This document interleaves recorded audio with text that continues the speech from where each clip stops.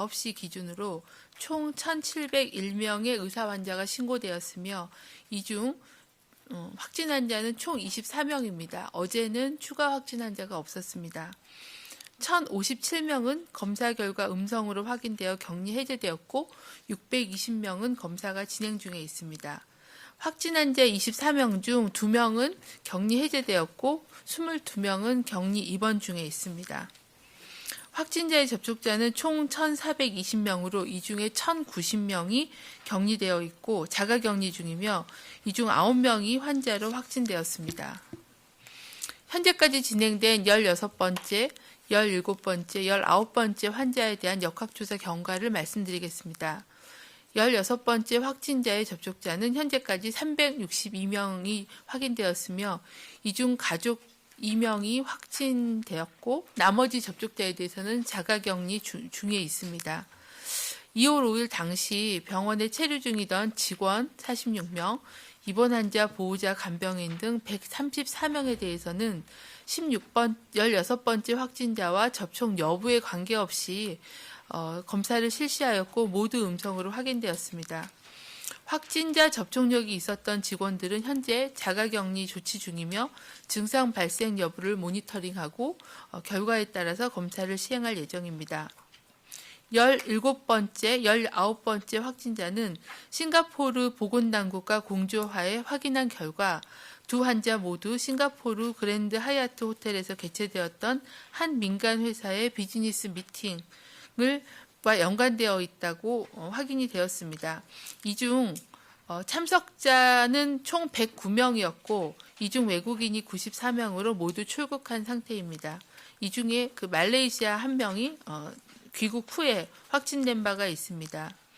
싱가포르 거주자 15명 중에 4명의 의심 환자가 발생하였고 이 중 1명이 2월 6일 확진되었으며 미팅 당시에는 중국 후베이성 거주자들을 포함한 중국인의 참석자가 있었음을 확인하였습니다. 정확한 감염 경로에 대해서는 추가적인 조사가 필요한 상황입니다. 중앙방역대책본부는 중국 춘절 휴가 연장 조치가 2월 9일부로 종료되고 2월 10일부터는 귀향 행렬이 예정되어 있어 중국 내 지역 확산 여부를 예의주시하고 있습니다. 향후 1, 2주간은 우한시 외에 후베이성 이외의 다른 지역으로부터의 유입 가능성에 주목하며 방역 조치를 집중할 계획입니다. 전날 이뤄진 신종 코로나 바이러스 감염증 중앙임상 TF의 발표를 통해 확인된 바와 같이 우리나라는 발생 초기에 비교적 경증 환자가 발견되는 양상이었고 전체적인 치명률은 지속적으로 감소하고 있는 양상입니다. 특히 중국 내에서도 후베이성은 3.1%, 후베이성 이외 지역은 0.16%로 치명률이 확연히 차이가 나는 그런 상황입니다. 우리나라의 경우 초기 방역 단계에서 경증인 환자들을 신속하게 조치하고 아직까지는 인공호흡기를 사용할 만큼 중증까지 진행된 환자는 없었으며 다만 전파 속도는 과거 메르스에 비해 빠른 편이라고 중앙임상 TF가 언급한 점에 주목하고 있습니다. 이에 따라 어제부터 시작된 민간 의료기관 검사 확대를 통해 의료기관에서 신속하게 진단하고 접촉자 노출을 최소화함으로써 향후 지역사회 확산 억제를 위한 노력을 지속하겠습니다. 검사 기간의 확대로 의사환자 신고 건수가 전일 대비 2~3배 증가했으며 추가 확진 환자는 아직 확인되고 있지는 않습니다. 다만 일선 의료기관에서 검사를 시행하는 초기이므로 결과를 받아보기까지 다소 시간이 걸릴 수 있으며 결과를 기다리는 동안에는 외출을 삼가하고 타인과의 접촉은 자제하며 집안에서 휴식을 취하며 대기할 것을 당부드립니다.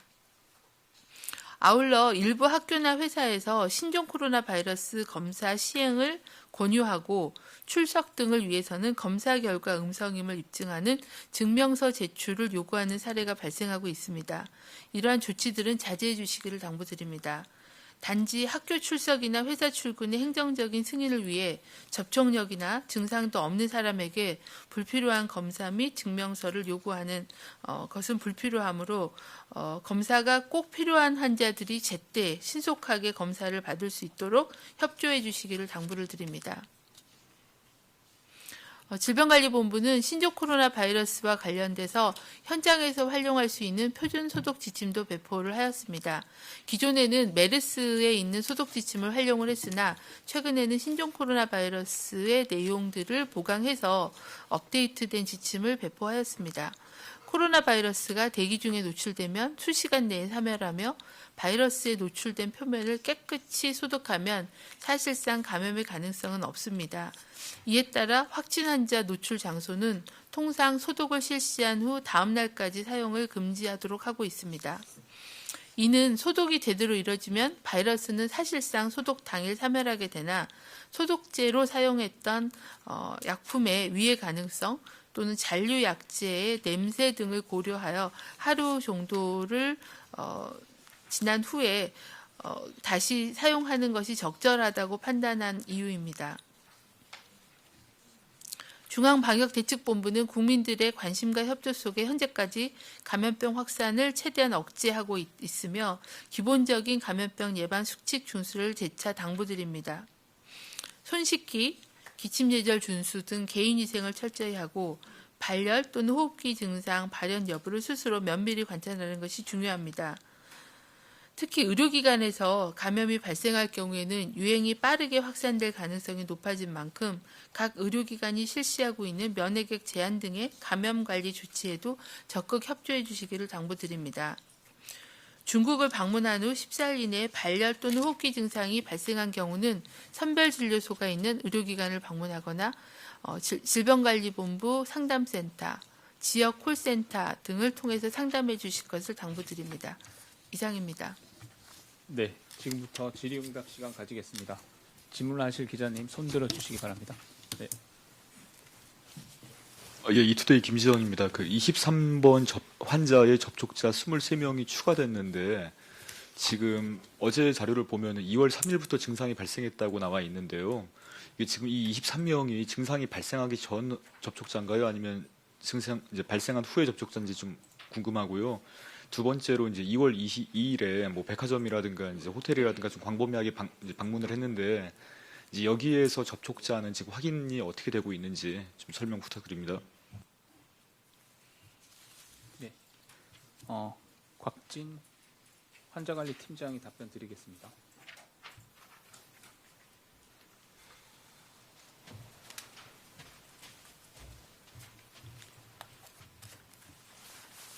네, 23번째 환자분의 접촉자는 2월 2일부터의 동선에서 확인되신 접촉자분들이고 롯데백화점 그리고 이마트를 포함한 접촉자가 지금 오늘 공개해드린 23분이 되겠습니다. 여기에서 직접적인 접촉이 확인되신 분들에 대해서는 자가격리 조치를 취하고 있고 그 이외의 분들에 대해서는 이렇게 동선 공개를 함으로써 필요한 정보를 받으시도록 하는 방식으로 접근하고 있습니다. 네, 네, 말씀해 주십시오. 네, KBS 홍진아 기자입니다. 지금 다른 나라에서 감염되는 사례가 늘고 있는데 중국 외에 홍콩, 마카오, 타이완, 동남아, 일본 등 현재까지 정부 여행 지침이나 권고는 어떤 상황인지랑요. 또 이걸 확대할 필요성이 있다고 보시는지 또 한 가지 더 질문드릴 게 있는데요. 지금 아까 중수본에서 퇴원 검토하고 있는 환자가 있다고 했는데 몇 번째 환자이고 상태나 검사 음성 어떻게 되고 있는지 궁금하고요. 또 중앙임상 TF에서 퇴원 기준 지침 마련했다고 했는데 구체적으로 내용 설명해 주시면 감사하겠습니다. 네, 저희가 오늘부터는 해외 통계도 참고 자료에 포함해서 정보를 제공을 해드립니다. 이건 WHO 통계이기 때문에 다들 보실 수 있는 상황이고요. 구쪽을 한번 봐주시면 WHO가 매일매일 시츄에이션 리포트를 내면서 각국의 통계를 내고 있습니다. 대만이나 홍콩이나 이런 거는 중국에 포함이 되어서 여기에 따로 분류를 하고 있지는 않은 상황이고요. 보시면은 이제 전체 확진 환자 수가 있고 또 중국에서 유입된 중국 여행력이 있는 확진 환자 수와 그다음에 중국을 다녀오지 않았지만 지역에서의 어떤 전파 유입 환자하고의 가족이 되거나 이런 접촉으로 인해서 생긴 환자 수와 사망자 수를 발표를 하고 있습니다. 보시면은 이제 일본인 경우에는 25명, 우리나라는 24명에 11명이 이제 지역 사회에서 그러니까 발표 감염된 그런 사례입니다. 그래서 이 숫자를 가지고서는 해석하는데 좀 주의할 필요는 있습니다. 무슨 얘기냐면 우리나라도 11명의 국내 환자가 있지만 대부분 가족이나 아니면 지인 같이 2차, 뭐 3차의 그런 그 접촉력 내에서 관리되고 있던 중에 확인된 환자들이기 때문에 이 환자만 가지고 지역사회에 전파 위험이 있다라고 판단하기는 어렵습니다. 일본도 이제 유사할 수가 있는 그런 상황이어서 이제 각국에서의 숫자만 가지고는 위험도를 좀 보기는 어려운데 아직은 이제 이 정도의 환자를 가지고 있다라는 거고요.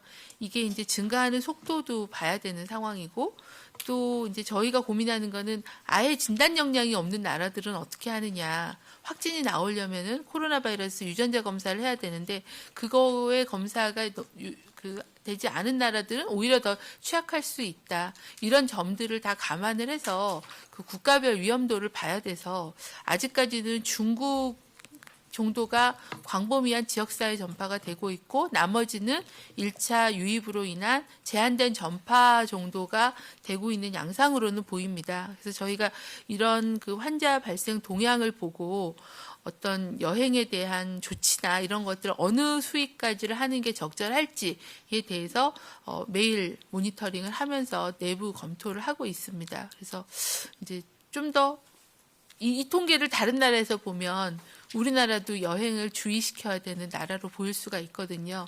그래서 이제 그런 부분에 대한 그 판단이 필요해서 면밀하게 중국 이외의 지역에 대한 발생 동향을 보고 있고 필요하다고 판단이 되면 여행 뭐 경보라거나 여행 자제 같은 그런 조치를 중수부 통해서 외교부하고 협의해서 그런 조치들을 할 계획을 가지고 있습니다. 퇴원에 대해서는 저희 환자 담당 팀장이 퇴원 기준은 지금 저희 오판 지침에는 증상이 호전되고 48시간이 지나서 유전자 검사를 2번 합니다. 24시간 간격으로 2번 해서 음성이 되면 격리 해제가 됩니다. 그러니까 그거는 이제 감염력이 없다라고 판단하는 기준인 겁니다. 다른 사람에게 전파시켜줄 위험이 없기 때문에 격리를 해제해도 된다라는 기준이기 때문에요. 이제 그 기준을 지금 쓰고 있습니다. 그거는 이제 메르스하고 동일한 그런 기준이라고 보시면 되겠는데 어제 이제 중앙임상 TF에서 발표를 하시면서 좀 메르스하고 이 신종 코로나는 양상이 좀 다르게 보인다. 좀 더 바이러스가 빨리 소멸되는 것 같다. 이제 그런 그 소견을 얘기를 하셨고, 이제 거기서 제안한 거에 대해서는 확정된 게 아니라 아직은 검토 중에 있는 거고요.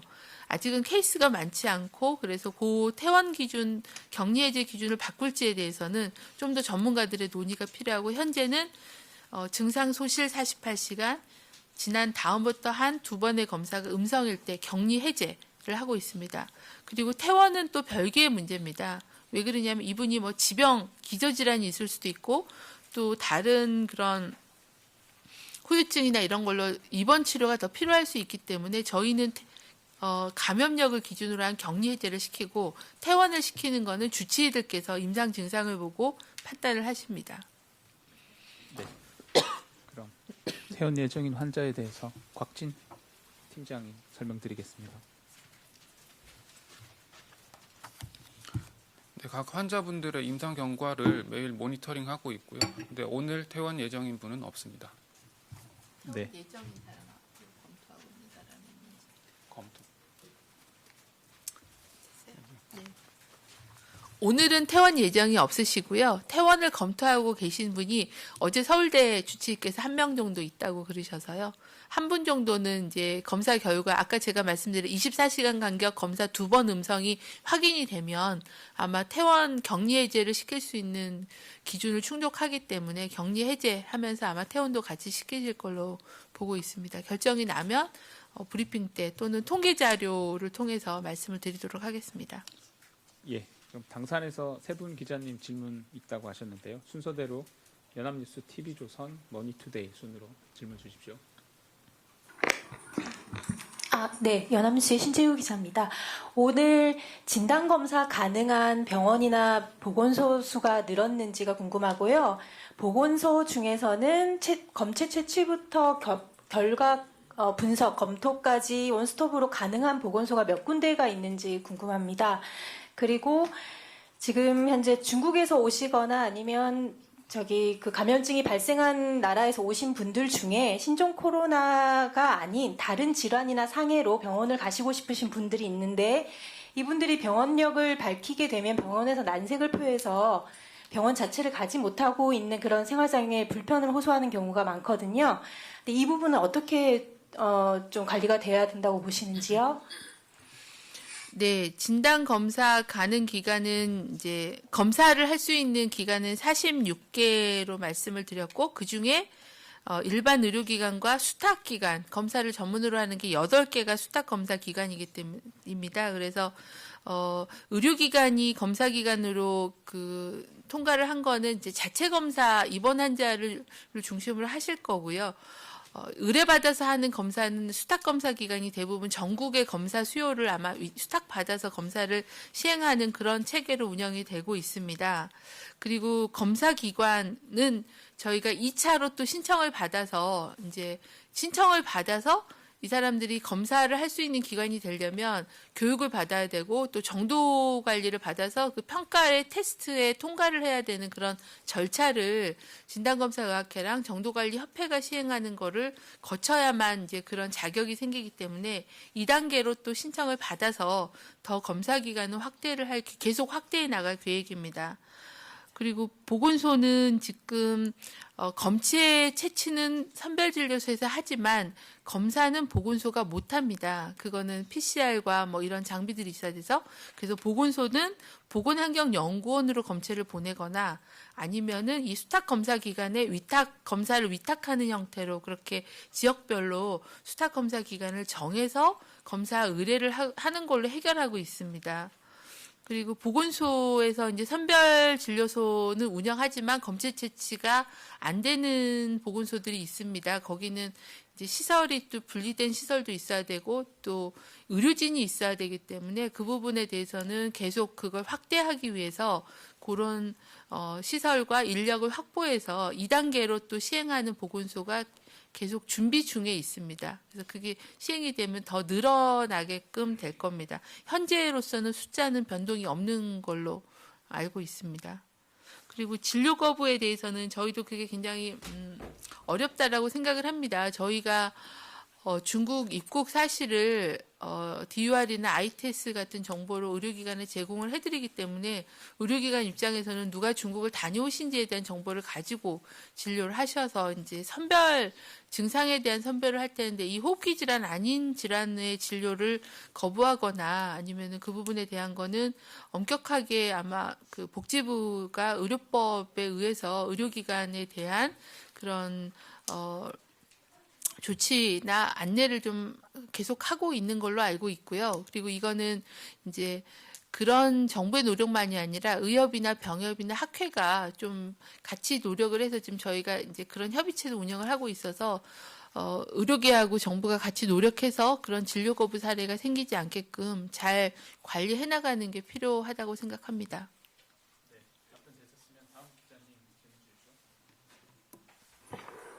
네, TV조선 최은영입니다. 그 우한 입국자들 전수조사하는 거 있잖아요. 이게 지난달 26일까지 입국자 대상인데 이 사람들 잠복기가 내일이면 끝나거든요. 2주가 되거든요. 그러면은 이제 못 찾아도 그냥 추적이 끝나는 건지 그게 궁금하고요. 근데 이 23번 환자도 5일날 못 찾았으면 그 다음날 6일이 잠복기 경과로 모니터링에서 제외됐을 텐데 이미 3일부터 증상이 있었고 병원은 안 갔거든요.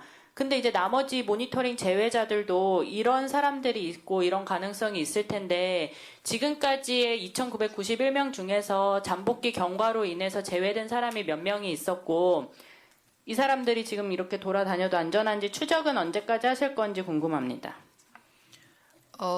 현재 이제 저희도 그런 끝까지 확인하는 필요가 있다고 생각을 합니다. 그래서 잠복기가 이틀 전에 말씀드린 것처럼 잠복기가 끝났다고 해서 추적을 종료하지 않고요. 끝까지 추적을 해서 그분들이 이런 증상이 있었는지 또는 과거 치료를 받았는지 뭐 이런 부분에 대해서는 저희가 조사하는 원칙을 갖고 있습니다. 그래서 경찰청이 계속 협조하면서 조사를 하고 있고 지자체가 또 지자체별로도 다양한 자원을 통해서 하고 있고 그리고 이제 저희는 이제 주중 대사관을 통해서 혹시 현지 연락처를 확보해서 또 물어볼 방법이 있는지 뭐 이런 다양한 그런 경로를 통해서 이분들에 대해서는 끝까지 추적해서 상태는 확인하도록 그렇게 조치하겠습니다. 예, 그래서 지금까지 그럼 2,991명 중에 그 잠복기 경과로 인해서 모니터링 제외된 사람이 몇 명인지 혹시 알 수 있을까요? 제가 그 전체 모수에 대한 자료는 지금 갖고 있지는 않고요. 그 중에 한 반 이상은 출국해서 나가신 분들이 또 송계에 상당히 많고 또 이게 이제 심평원에서 전화한 부분도 있고 지자체가 관리한 부분도 있고 경찰이 추적하신 분도 있고 그러기 때문에 그런 거를 다 좀 정리를 해봐야 정확한 숫자에 대한 집계는 가능할 것 같습니다. 저희가 각각 지금 그 추적하고 있고 그걸 저희가 모아서 지금은 현재는 이제 잠복기가 남아있는 분들에게 초점을 맞춰서 관리를 하고 있는데 그 남은 분들에 대해서는 전수 다 확인하도록 끝까지 정보는 확인할 계획입니다.